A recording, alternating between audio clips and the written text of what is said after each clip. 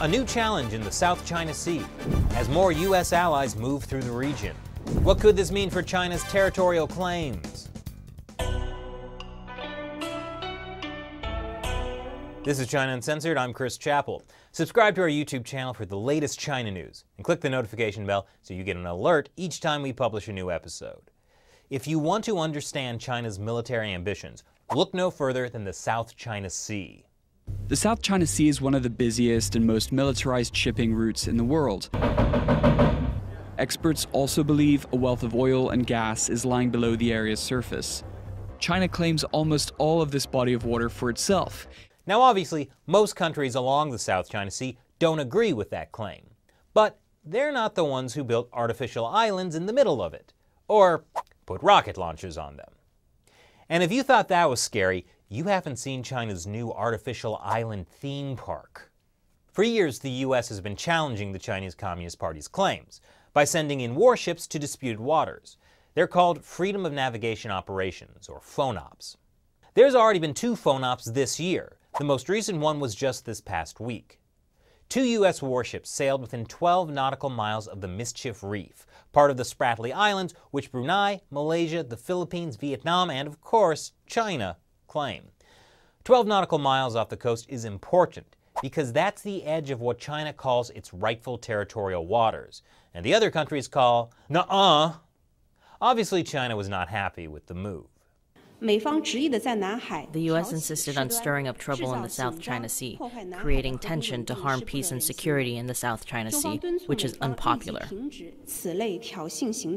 Yes, it was unpopular with Chinese leadership, but for other countries, it is pretty popular. And now, U.S. allies are getting in on the FONOPs fun. The UK is sending its newest aircraft carrier to the Pacific. The UK Defense Secretary also floated the idea of its own military bases in Southeast Asia. And it's not just the UK. Australia has sent its warships through the South China Sea too. Even Canada has. I have to admit, I didn't even know that Canada had warships. I just assumed that any time Canada faced a conflict at sea, they just apologized and offered everyone maple syrup and poutine. But seriously, battle lines are being drawn in the South China Sea. The top U.S. commander in the Indo-Pacific, Admiral Philip Davidson, recently said in a Senate Armed Service Committee hearing that China is the greatest long-term strategic threat to a free and open Indo-Pacific and to the United States. And he said it's not just a matter of the U.S. competing with a rising China. Davidson said, "I believe we are facing something even more serious, a fundamental divergence in values that leads to 2 incompatible visions of the future." That's pretty bleak. But there is another option, a future that's not dominated by the US or China. The answer, of course, is Cthulhu. And for all of you fans of non-Euclidean geometry, now is the time when I answer a question from a fan who supports China Uncensored on the crowdfunding website Patreon. Venomous422 asks, do you think the US-Chinese relations will have a chance to improve during the current Chinese president's life, or is he against the U.S. completely? That's an interesting question, especially as the U.S. and China are knee-deep in trade talks. When you say during the current Chinese president's life, you're probably referring to how Xi Jinping removed term limits so he could continue to be president indefinitely. He's only 65 years old now, so let's just say he's got another 20 years. In that time, we'll have at least 2 more U.S. presidents after Trump that will have to deal with Xi Jinping.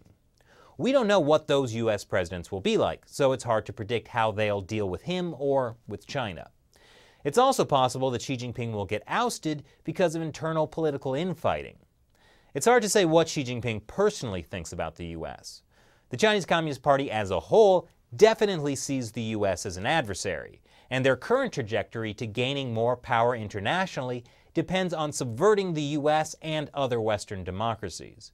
But that's kind of backfiring, because now there's a fundamental shift going on in how many Western democracies are viewing the Chinese Communist Party. I think overall, U.S.-China relations will only improve if Xi Jinping can start making the fundamental systemic changes the U.S. wants. But that's the kind of change that's hard for an authoritarian regime to make.